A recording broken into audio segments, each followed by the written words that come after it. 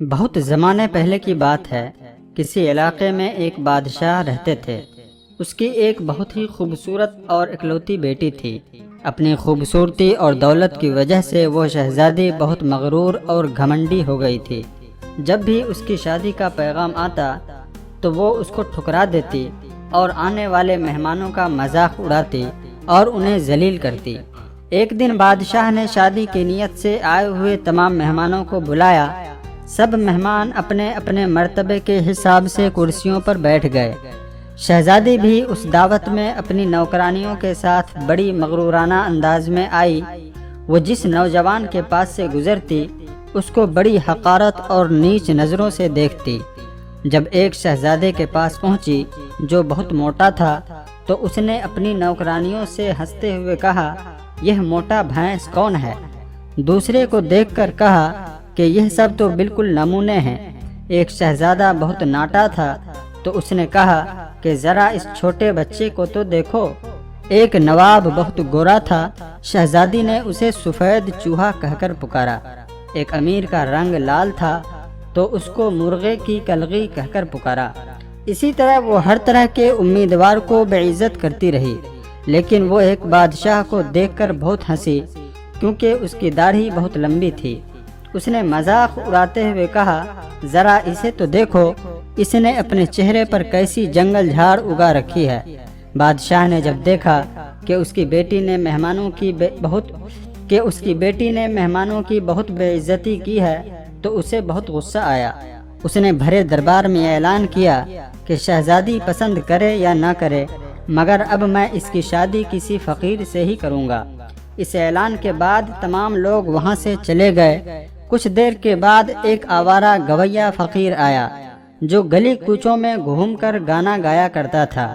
اس نے شاہی محل کے نیچے کھڑکی کے قریب ہو کر گانا گانا شروع کر دیا۔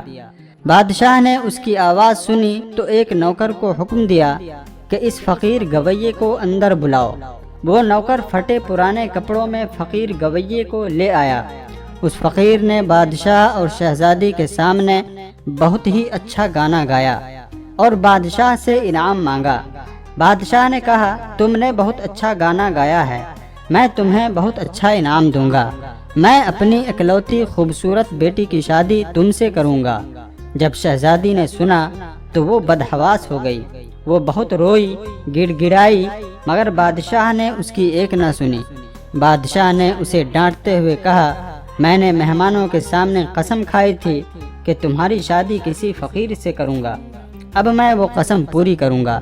یہ کہہ کر بادشاہ نے قاضی کو بلایا اور مغرور شہزادی کی شادی اسی آوارہ گویے فقیر کے ساتھ کرا دی، اور پھر اس نے شہزادی کو حکم دیا کہ تم اپنے شوہر کے ساتھ چلی جاؤ۔ شہزادی روتی پیٹتی فقیر گویے کے ساتھ چلی گئی۔ راستے میں وہ ایک چراگاہ سے گزرے۔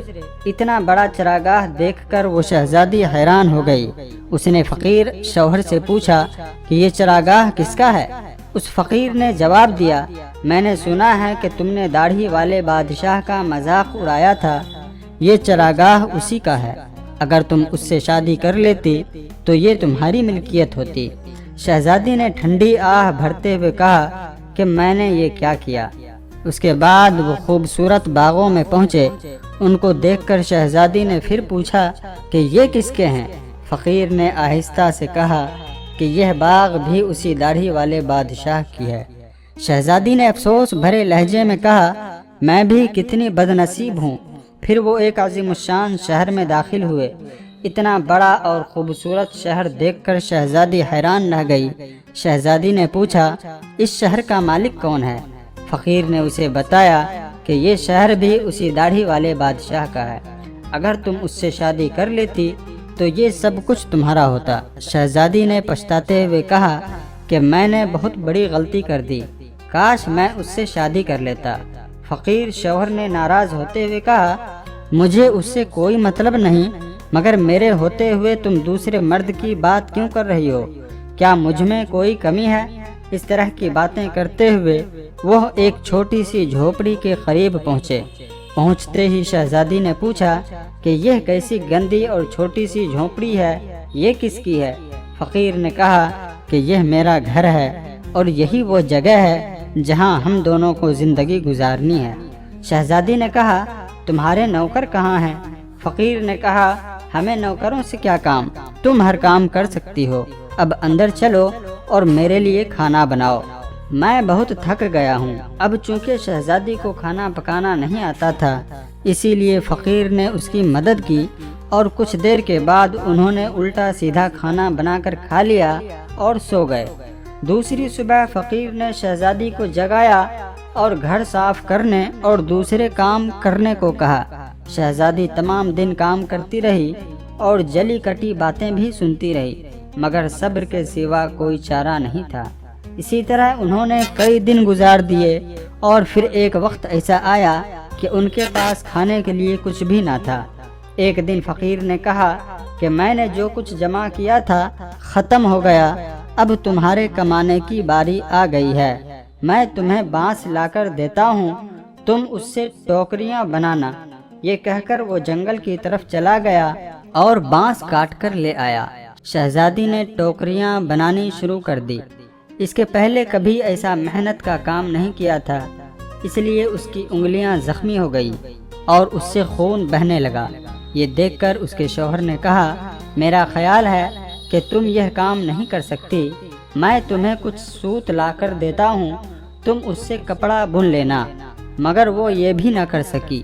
فقیر نے کہا کہ تم میرے لیے بالکل بیکار ہو، کوئی کام نہیں کر سکتی، تم سے شادی کر کے مجھے بہت بڑا نقصان ہوا ہے، بہرحال میں کوشش کرتا ہوں کہ تمہارے لیے مٹی کے برتن لا دوں، تم اسے بازار میں لے جا کر بیچ دینا۔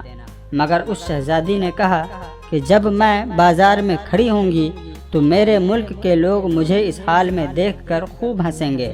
فقیر نے کہا یہ میرا مسئلہ نہیں ہے، اگر تم بھوک سے مرنا نہیں چاہتی ہو تو تمہیں یہ کام کرنا ہی پڑے گا۔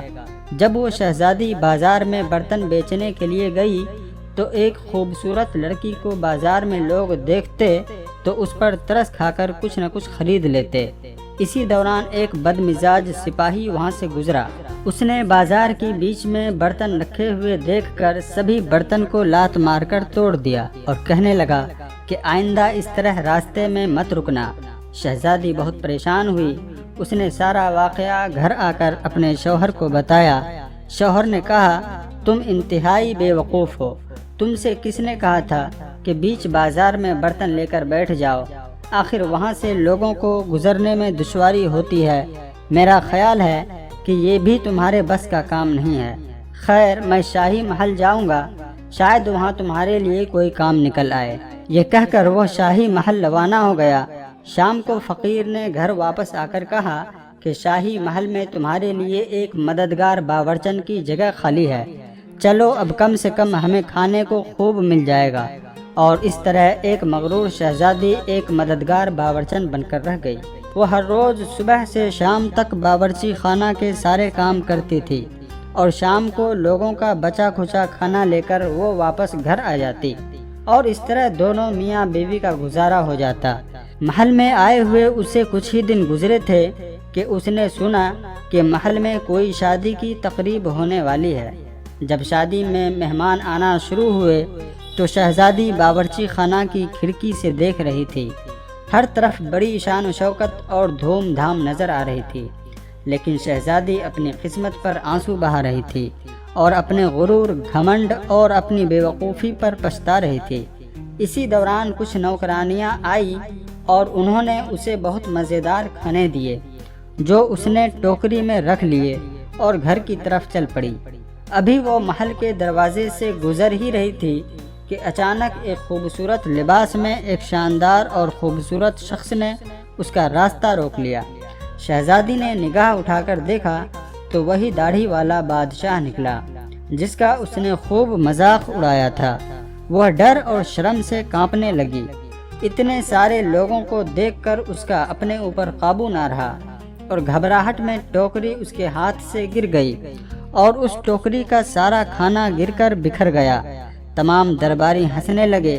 شہزادی کا یہ حال ہوا کہ وہ سوچنے لگی کہ کاش کسی طرح زمین پھٹ جاتی تو میں اس میں سما جاتی۔ اس نے جیسے ہی بھاگنا چاہا کہ بادشاہ نے اسے لپک کر پکڑ لیا اور بڑی نرمی سے کہنے لگا ڈرو مت، تم نے مجھے پہچانا نہیں، میں وہی آوارہ گویا فقیر ہوں جو تمہارے ساتھ جھونپڑی میں رہتا ہوں، میں وہی سپاہی ہوں جس نے تمہارے برتن توڑے تھے۔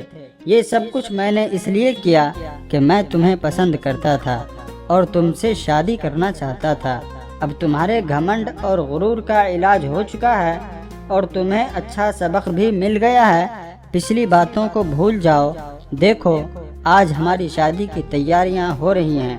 اسی وقت بہت سی نوکرانیاں آئیں اور اسے اپنے ساتھ لے گئی اور شہزادی کو دلہن کا لباس پہنا دیا۔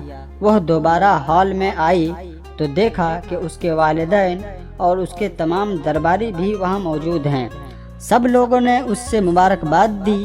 اب شہزادی بالکل بدل چکی تھی، اس کا غرور، اکڑ، گھمنڈ اور دوسروں سے نفرت ختم ہو چکی تھی اور اس نے زندہ رہنے کا ڈھنگ سیکھ لیا تھا۔ دوستو، امید کر رہا ہوں کہ آپ کو یہ کہانی بڑی دلچسپ اور سبق آموز لگی ہوگی، تو آپ ہمارے چینل عزیر غازی کو سبسکرائب کر لیں اور بیل کے آئیکن کو بھی آن کر لیں تاکہ ہماری ہر آنے والی ویڈیو سے آپ باخبر رہ سکیں۔ اللہ حافظ۔